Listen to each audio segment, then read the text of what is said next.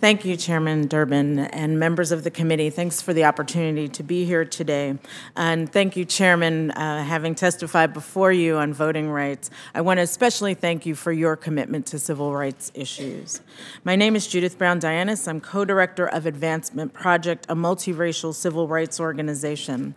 Since its inception in 1999, Advancement Project has been part of a movement to dismantle the school-to-prison pipeline. Youth, parents, and local groups have been at the forefront of this movement. They are here today in numbers. They come from Chicago, they are here from Mississippi, Philadelphia, New York City, Buffalo, Ohio, Michigan, Louisiana, DC, Georgia, Massachusetts, New Jersey, North Carolina. They're in the overflow room, and it is packed from what I understand. They represent national coalitions called the Dignity in Schools Campaign and the Alliance for Educational Justice, and there are others here in support. Because of the work that they have been doing, the tide is starting to turn away from ineffective exclusionary discipline and towards common sense policies that work. In all the years that I have done this work, there's one particular case that stands out. Jaisha Scott was a 5-year-old kindergarten girl in Pinellas County, Florida. When her teacher ended a Jelly Bean County game, Jaisha didn't want to stop the game. She threw a temper tantrum. When the teachers couldn't control her, they decided to call in police. They took her into a room where Jaisha sat quietly, finally, when 3 police officers entered into the room.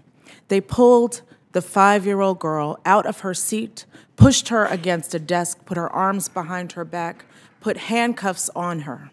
They took her out to a police cruiser and shackled her at her ankles, where she was left for hours, crying until her mommy came to pick her up. Jaisha is seared in my memory.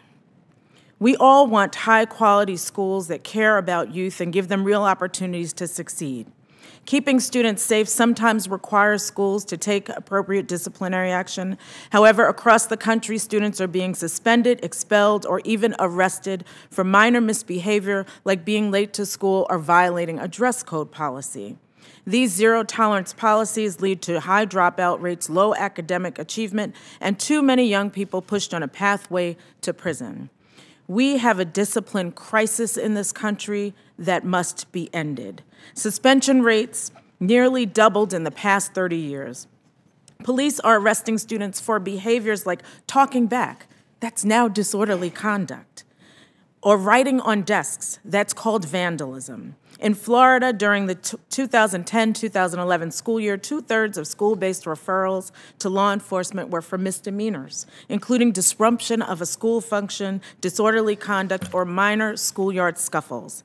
In May, an honor student in Houston, Texas, spent the night in jail because she missed class because she had to go to work to support her family. In 2007, a 13-year-old from North Carolina was handcuffed and removed from school for writing the word okay on her desk.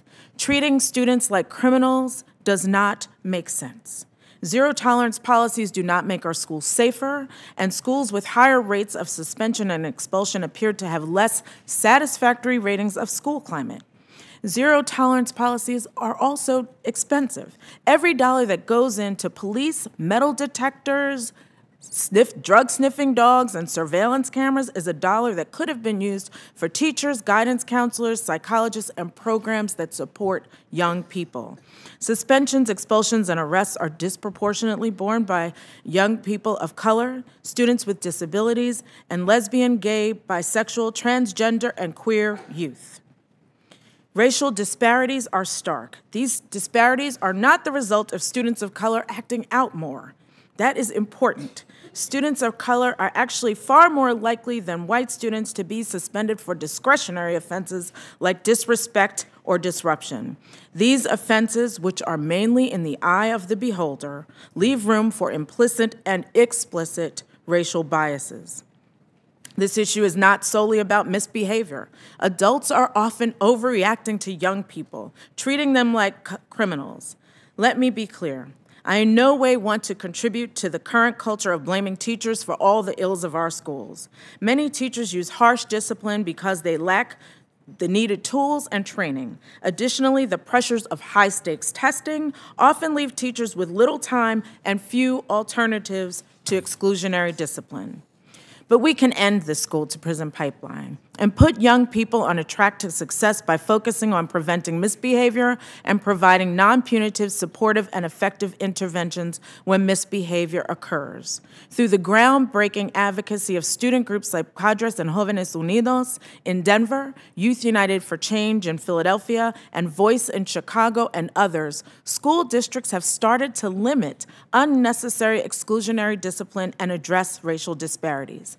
As a result, in Denver, from 2003 to 2009, out-of-school suspensions dropped by 38%, and referrals to law enforcement dropped by 52%.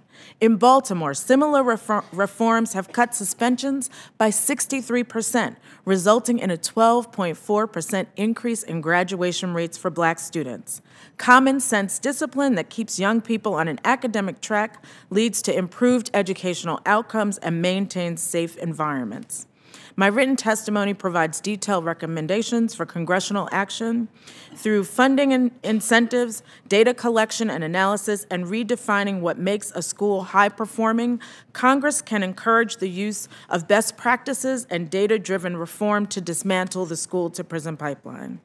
Chairman Durbin, thank you for the opportunity to testify today on this critical civil rights issue.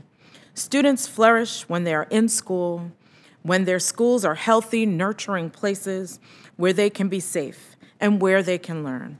Thank you for ensuring that every student has the opportunity to stay on a pathway to success and not become caught in the school-to-prison pipeline. Thank you.